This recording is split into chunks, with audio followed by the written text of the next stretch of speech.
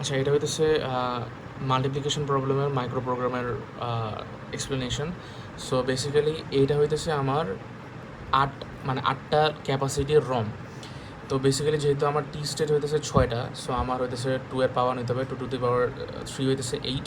So আমার 8টা জায়গা নিতে হবে। অ্যান্ড প্রত্যেকটা টি স্টেটের অ্যাড্রেস হয়ে প্রত্যেকটা ওয়ার্ডের মধ্যে প্রত্যেকটা ডেটার মধ্যে হইতেছে ওই টি স্টেট কোন সিগন্যালগুলো জেনারেট করে C0 থেকে C8 সেটা থাকবে, আর হইতেছে নেক্সট অ্যাড্রেস থাকবে, আর হইতেছে 2টা সিগন্যাল থাকবে। এরকম করে 8টা ঘর এই C0 থেকে C9 +3 +2 এতগুলো বিট থাকবে প্রত্যেকটা, এটা হতেছে আমার ওয়ার্ডের লেন্থ গেল। এখন আসে হইতেছে মেইন যে কাজটা মাইক্রো প্রোগ্রামিং। তো মাইক্রো প্রোগ্রামের বেসিকটা কি, যে আমরা একটা মেমোরির মধ্যে ডেটাগুলো স্টোর করে রাখবো, দেন টি স্টেটগুলোর অ্যাড্রেসটা যখন যেই টি স্টেটের অ্যাড্রেসটা কল হবে সেই টি স্টেটের যে ডেটাটা সেই ডেটাটা বের হয়ে যাবে, ওই টি স্টেটের সিগন্যালগুলো জেনারেট হয়ে যাবে। এটা হচ্ছে মাইক্রো প্রোগ্রামিংয়ের একদম বেসিক। বাট এইখানে আমাদের তো যে মেইন যে প্রবলেমটা যেটা আমরা ফেস করছিলাম সেটা হচ্ছে ব্রাঞ্চিং। এই যে টি স্টেট 0-র অ্যাড্রেস হতেছে 000, 1-এর হতেছে 001, এবারে সিকোয়েন্সিয়ালি 0 1 2 3 থেকে 6 পর্যন্ত। এখন কথা হইতেছে আমাদের প্রবলেমটা এটা ছিল যে আমরা সিকোয়েন্সিয়াল অ্যাফোর্ড করতে পারতাম না, বিকজ আমাদের প্রবলেমের মধ্যে স্টেটের ব্রাঞ্চিং আছে। ফর এক্সাম্পল T2 থেকে A0-র ভ্যালুর উপরে ডিপেন্ড করে আমরা T3-তে গেছি, নাহলে T4-এ গেছি। So it is not a sequential progression, যেমন T0 থেকে T6 পর্যন্ত সিকোয়েন্সিয়াল না। সো এটাই হইতেছে আমাদের সার্কিটের মেইন প্রবলেম ছিল, যেটা হইতেছে আমাদের সলভ করা লাগতো। সো অলরাইট, সো যেটা করলাম এই কারণে ওই জিনিস সলভ করার জন্য এই এডিশনাল সিগন্যাল, যেই সিগন্যালটা জেনারেট হবে ওইটার সাথে সাথে এডিশনালি আমাদের নেক্সট অ্যাড্রেসটা স্টোর করা লাগবে, আর হচ্ছে 2টা সিগন্যালটা স্টোর করা লাগবে। এটা কীভাবে কাজ করে সেটা বলতেছি। সো ফর এক্সাম্পল আমি আসি হতেছি এখানে হচ্ছে for the sake of simplicity আমরা যে QM কন্ডিশনটা, QM 0 হলে T0 থেকে 0 আসবে, আর QM = 1 হলে T0 থেকে 1 আসবে। For the sake of simplicity এই কন্ডিশনটা আর কি বাদ দেওয়ার আছে, এই কন্ডিশনটা কনসিডার করতেছি না। আমরা জাস্ট কনসিডার করবো 2টা কন্ডিশন, এটা হচ্ছে A0 আর এটা হচ্ছে কাউন্টারের ভ্যালু, এই 2টা কন্ডিশন। অলরাইট, সো T0 যদি স্টেটে থাকে তাহলে এটা হচ্ছে আমার 000। তো T0-র জন্য এটা হচ্ছে আমার অ্যাড্রেস, আর এগুলো এই পুরোটা হইতেছে আমার ডেটা। সো আমার ডেটা C0 থেকে C-এর একটা সিগন্যাল থাকবে, দেন নেক্সট অ্যাড্রেসে আমি 1-এর অ্যাড্রেসটা স্টোর করে রাখবো। আর এইখানে এই যে 13-14টা সিগন্যাল আমি দিব হচ্ছে 0 0। এখন এখানে যদি 0 0 দেই তাহলে আমার এখানে 0 0 আসবে, 0 0 আসলে মার্কস থেকে আমার 0 আসবে, 0 বের হয়ে আসলে আমার লোডের মধ্যে 0 যাবে, আর এই 0টা এখানে ইনভার্ট হয়ে 1 হয়ে ইনক্রিমেন্টে আসবে। সো আমার অ্যাড্রেসটা এখানে আমার 0 0 0 ছিল ইনিশিয়ালি, ওটা ইনক্রিমেন্ট হয়ে 0 0 1 হবে। সো আমি তখন T1-এ যাবো। ওকে, T1-এ গেলাম, T1-এর নেক্সট অ্যাড্রেস T2 আসবে, সমস্যা নাই, এখানে আমি ইনক্রিমেন্ট দিলাম।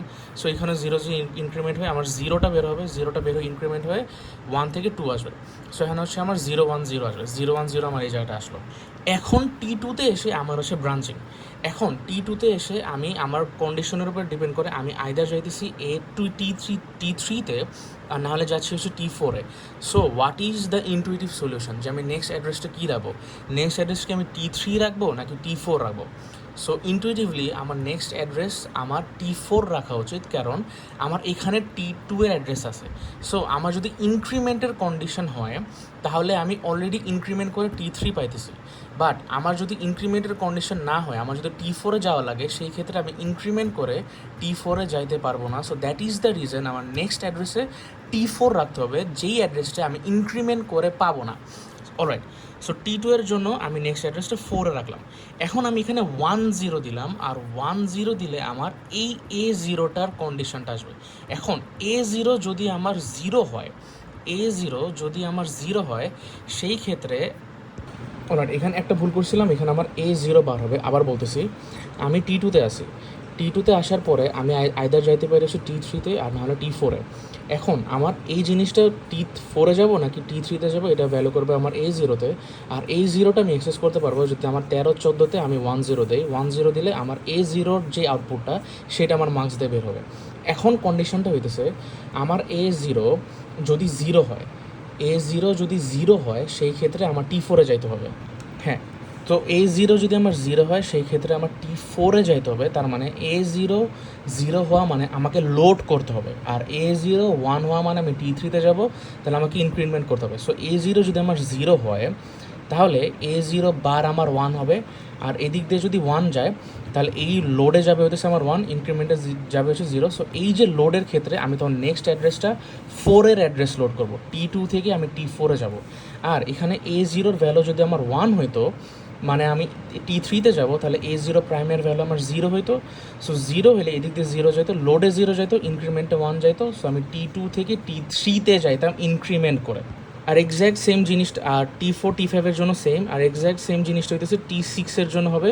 T6-এর জন্য আমি কাউন্টারটা চেক করবো। এখানে কাউন্টার 0 মানে কি, মানে আমার কাউন্টার যদি আমার 1-0 হয়, সেই ক্ষেত্রে আমার কাউন্টার 0 ফ্ল্যাগটা আমি 1 করবো। সো আমার কাউন্টার যদি 0 হয়, 0 হলে আমার কাউন্টার 0 ফ্ল্যাগটা আমার 1 হবে। আমার কাউন্টার 0 ফ্ল্যাগটা যদি 1 সেট হয়, তাহলে এটা বার করলে আমার 0 আসবে। সো এদিক দিয়ে যদি আমি 0 দেই, তাহলে কি আমার লোডে যাবে হচ্ছে 0, ইনক্রিমেন্টে যাবে হচ্ছে 1। তখন আমি জাস্ট একটা চেঞ্জ করছি, কাউন্টার 0 হইলে আমাদের স্টেট ডায়াগ্রামে যখন T6 থেকে T0-তে যেত, ওই কন্ডিশনে না করে কাউন্টার 0 হলে T6 থেকে T7-এ নিয়ে যেতেছি ইনক্রিমেন্ট করে, টু সিগনিফাই দ্যাট T7 হইতেছে আমাদের ফাইনাল স্টেট আর কি। সো এটা হলে আমার সুন্দর মতো ইনক্রিমেন্ট হয়, আমার ফাইনাল স্টেটে চলে যাবে। আর যদি আমার কাউন্টার 0, মানে আমার কাউন্টার যদি 0 না হইতো, তাহলে আমার কাউন্টার 0 ফ্ল্যাগটা আমার 0 হইতো না, এটা আমার থাকতো, মানে আমার কাউন্টার লেটসে এখনও 0 হয় না, 2 আছে। তো সেই ক্ষেত্রে কাউন্টার 0 ফ্ল্যাগটা আমার 0 থাকতো। তো 0 মানে আবার কমপ্লিমেন্ট করলে আমার 1 হইতো। সো 1 হইলে আমার এই জায়গাটায় কী যেত, 1 হইলে আমার লোড যাইতো, আর ইনক্রিমেন্টে 0 যেত, লোড যাইতো। আর যেহেতু আমি T6-এ আসি, লোডের অ্যাড্রেস আমি T2-তে দিয়ে রাখছি। সো আমি লোড করে T2-তে যাইতাম। এই যে ফর এই যে T6 থেকে T2-তে যাওয়ার কথা ছিল। সো দ্যাটস ইট, আলহামদুলিল্লাহ।